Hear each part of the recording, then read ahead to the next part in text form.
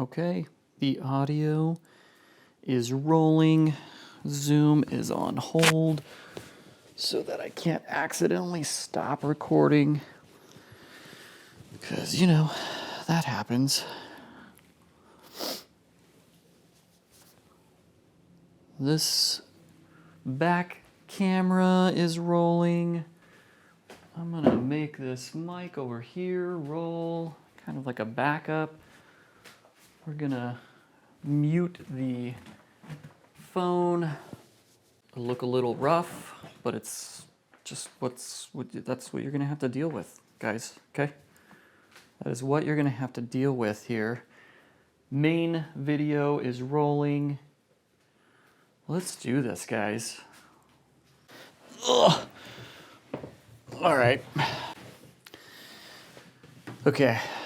I'm gonna set like a little clock timer on here as well. And that is gonna be good. Guys, welcome to 2022. Happy New Year. Thanks so much for watching this video. If you're here, that means you have stuck around and ignored the fact that I haven't uploaded a video for like over 200 days.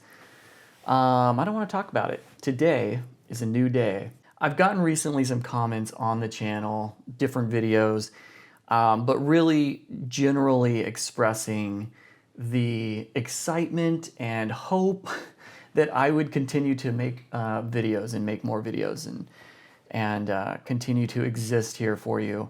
And I can't ignore this anymore. That's what we're going to do this year. We're gonna keep pushing out some videos.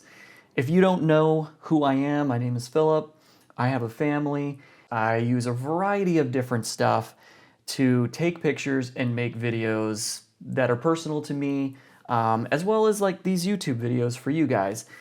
And the whole reason that this channel exists is to really just be a second set of eyes for you guys in order to help hopefully solve your own personal creative problems. The last video that I made was just unboxing the Z6 II with the 24-70 f4 kit lens, which is amazing, by the way. It might be worth mentioning what I have been up to. So let me take a second and show you just a collage of stuff that I have been focusing on.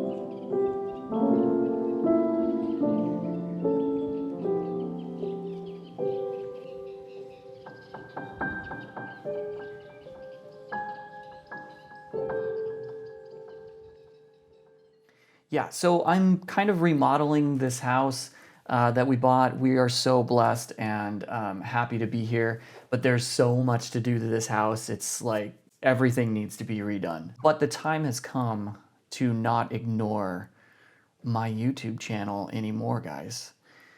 So I'm going to go through some comments real quick. That's what this video is going to be. I want to acknowledge your comments. I may have written you back in some of these. Just go with it, I guess. Like, this is kind of the first time I'm doing this, and I'd like to do this more often. So bring any feedback you can on, you know, maybe some Q&A experiences that you might like to see on this channel. Maybe we do some live sessions. I don't know. That's what we should do. So let's get started with one of the first comments here. The main reason behind the drive for this video and starting new videos for this year, creating more, that award goes to Zach Cole, who recently commented like a week ago, I think. I'm currently rewatching your videos on the Z6, just so helpful and enjoyable. Thanks again, man. I've learned heaps from you. Zach out of Hamburg. Zach, you're awesome, dude. And all of the future videos, it's all your fault. I don't think you guys fully understand how far like those positive comments go with me, and I really truly appreciate it. He goes on to say that it's exciting, and he was just recommending me to somebody else, a new Z6 owner, which I love. Thanks so much for that. And then he proceeds to give me some video ideas, and guess what? I'm gonna run with them. Thanks so much, Zach. One Bozina. Nice videos. Your wife and kids are beautiful. Cheers from Pittsburgh. You're awesome. Thanks so much. I love that comment. I am so blessed. My wife is drop dead gorgeous. I don't deserve her.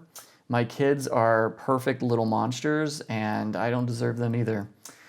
I am like over the top blessed, guys. You guys are amazing. Thanks for that comment. Gabriel, this comment was on the Z6 120 frames per second problem video that I made. This was like a long time ago, episode 6. He said, I find this really annoying too. I even bought a 50 to 250 millimeter a ZDX lens. Being a Z, I was pretty sure it would work, and guess what? It didn't. And he's referring to the frame rate, catastrophe, really, that Nikon has imposed on APS-C lenses, which is if the camera, for some reason, somehow recognizes that you have an APS-C lens on board, that's what you're shooting with, it will limit your frame rate to the highest that you could shoot is 60 frames per second. You can't get that buttery 120 frames per second in full HD. And that is super annoying. That's one of the main reasons that I bought this camera. 1080, 120 frames per second with a full frame sensor for under $2,000, right? And this was a while ago. I'm sure you can get the Z6 for a lot cheaper at this point. But that's incredible specs.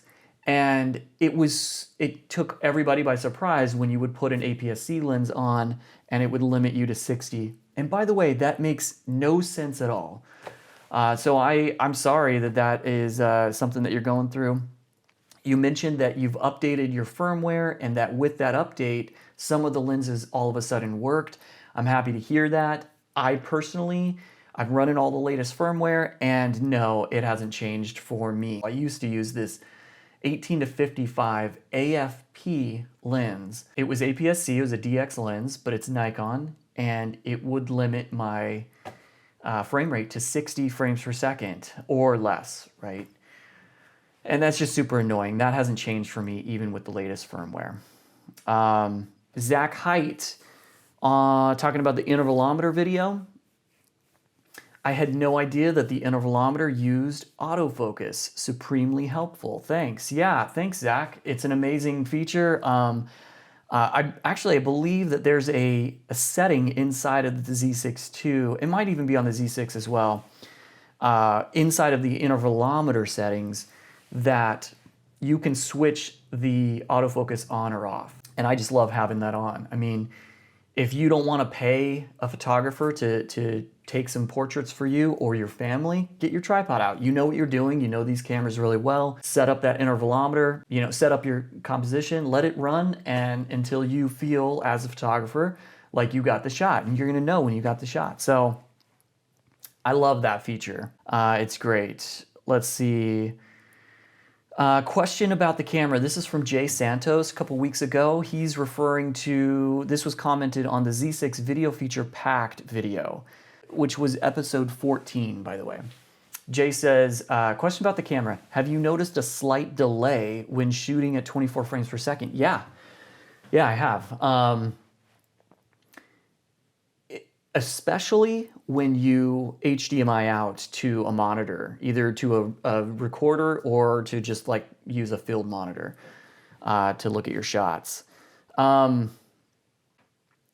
It's really bad when you are going out to a monitor. In camera, it's there, but I don't notice it that bad. And the reason I don't notice it that bad is because when I'm shooting, guys, I am so focused on what the camera is seeing, what the camera believes is real time. Even if what I'm seeing from the camera is like a quarter of a second behind real time, it doesn't matter to me because the camera is capturing it, especially with the EVF. I love that I can shoot with the EVF, with the viewfinder on these cameras. I can shoot video with the viewfinder on these cameras.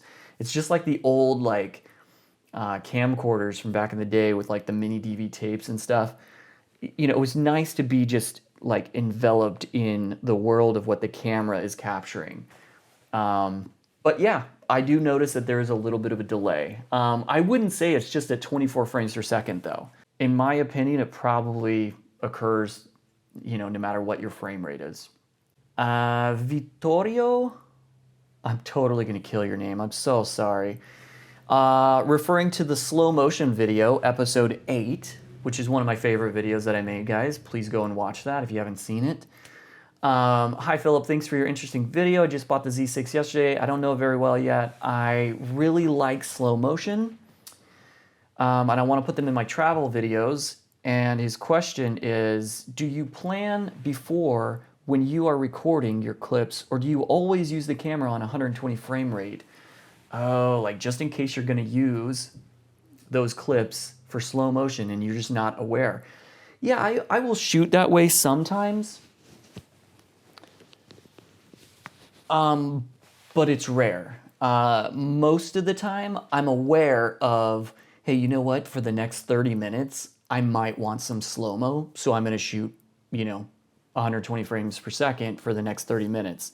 By default, I'm going to go for 4K 24 on these cameras because it's amazing, and that is just the raw capturing moments, frame rate, and vibe. And I'm always trying to do the 180-degree rule with my shutter, by the way. But I absolutely encourage planning your shots, especially in your case. You're mentioning you want to do this for your travel videos. Yeah, you know, make a shot list. Even if it's generic, make a shot list where you're actually writing down and checking off like, all right, B-roll 120 shots, 120 frame rate shots. I totally encourage that. You're gonna always get better results when you do that. Can you do that all the time? No, you can't. And the cameras are great for just running around and capturing family moments, on the fly stuff. But I will say that it's okay, and I don't think you should worry about it because it is so easy to switch your frame rate and your resolution. It's actually one of the defaults in the I menus. When you hit that I button, the information button on the back of the camera, it's so fast. It's one of the features right there. So after like, what is that, 4 clicks, you've already switched your frame rate. To me, it's just too fast and easy to even really worry about. But I do try to plan my stuff. Javier is having issues. He says, thanks, Philip, for your videos. Oh, you're welcome, Javier. I wanted your help. I just bought a Sennheiser MK400 for the Z7, but my camera doesn't recognize it. Oh my gosh. So yeah, this could be, so I think most likely it's going to be like a software support issue between Sennheiser and the Z7. But it could be the type of cable that you're running from your mic to the mic import on the camera. What is that called? The TRS cable, I think. Ooh, I could have gotten that wrong. To me, it's one of those. I would definitely go and look at the firmware from Sennheiser for the mic. I would look at the firmware for the Z7. It's probably a compatibility issue between the brands and, or well, in this case, the specific model of your microphone and the camera. And oh gosh, I feel so bad for you, man. There's a chance you may need to return that and pick up another mic, similar vibe. By the way, I didn't lose, but my V mic has died, guys. I may have to buy a new one. It got too exposed to salt water, and it does not work anymore. And that's why I need to be more careful shooting on the coast. Rin Brons, gosh, I hate that I'm gonna kill all of your guys' names. I'm so sorry about this, guys. Thank you for this, talking about the flash setup video. Guys, that video was crazy popular. I need to redo that video for you because there's been some updates in my life. Yeah, that video needs to happen soon. But anyway, you're welcome, Rin. He says that he learned something new about his Z5 and how the preview behaves with onboard flash. Yeah, it's kind of finicky. Pixel art, thanks, man, for the clear info. You're welcome. Solid Rock Entertainment on the 120 frames per second problem video.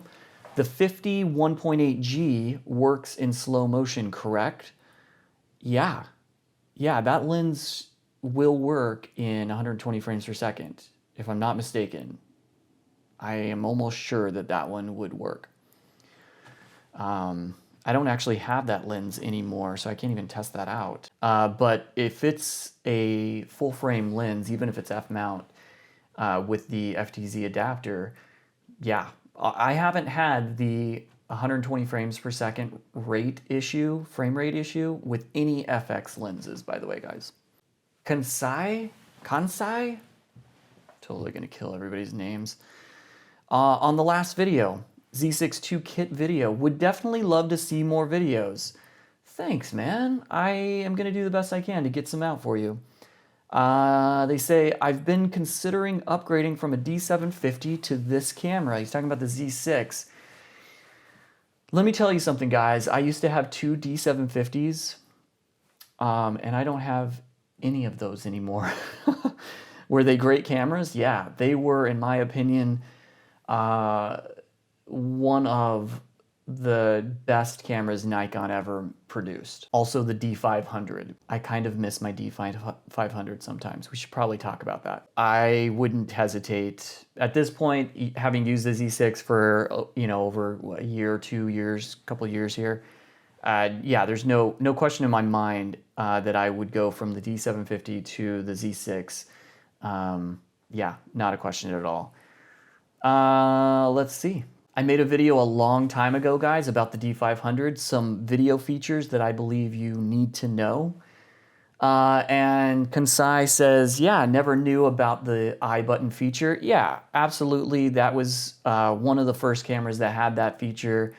And it was just fabulous to have those quick, accessible menus right there on the camera, especially considering video. William. If your camera's on silent mode, it will not flash. I found this out today. That's right. William, you're a great example of just providing any of your personal knowledge to the community. Thanks so much. I'd love to see more of that from everybody.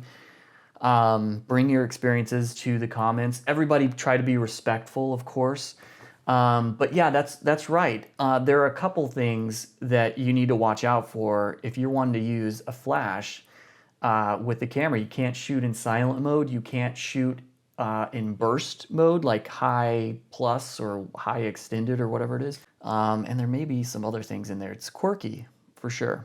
But thanks so much for that comment. Bob Zaruba, maybe I got your name right. I apologize if I didn't. Excellent time-lapse tutorial. Thank you so much. Bob, thanks, Bob. That's awesome. Yeah, Nikon Z6. That was episode 18. That was one of the last videos I made. Z6 time-lapse options. Alan F. Z6 saltwater damage video. That was episode 11. Hi, shooting photo under the rain could be an issue. I always struggle to understand how much cameras are weather sealed. Only Panasonic and Olympus Micro Four Thirds seem to be IP rated. Yeah, so absolutely, these cameras are, they're weather resistant. Really, the type of water is the bigger issue. So, out on the coast, you've got to be careful. And one thing I've learned about that is that you could actually use a fresh bottle of water, non-salty water, drinking water, to clean these cameras off. This is something I learned a little while ago after the fact. When your stuff is exposed to salt water, it takes time, but that hardware is going to slowly just kind of corrode. So like in the moment, if you can be fast enough, douse the gear with fresh like drinking water. And what I do is I'm going to carry like a little bottle of water with me from now on in those shooting scenarios in case this happens ever again. And that can wash away the salt that it was previously exposed to. And that's what you want to do. You want to get that salt away from the hardware. In the rain, zero problems. I have shot with not only the Z6 and the Z6 II, but the D750, 500, D7000, D80 in the rain and never had problems, guys. So I think like as long as you're staying away from salt, you're probably going to be okay when it comes to water. Obviously, close up all your latches, get that lens on there, make sure all of that's in place, but you should be fine. Guys, that's it for this video. I want to say thanks so much once again for sticking around. The channel is doing great. The community is growing. And Zach, again, this is all your fault. We're gonna produce some more videos here this year, and it's gonna be good. I have loved the Z6 II. I've loved the 24-70. And I love you guys. So thanks so much for sticking around, guys. Please feel free to drop comments, questions, and ideas for future videos. Even if I don't know the answer, there may be somebody else in the community who can help us out. So with that, I will see you next time. And in the meantime, just love everybody.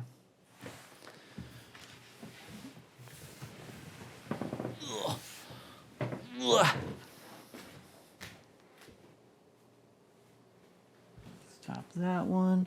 Stop that one. Stop this one.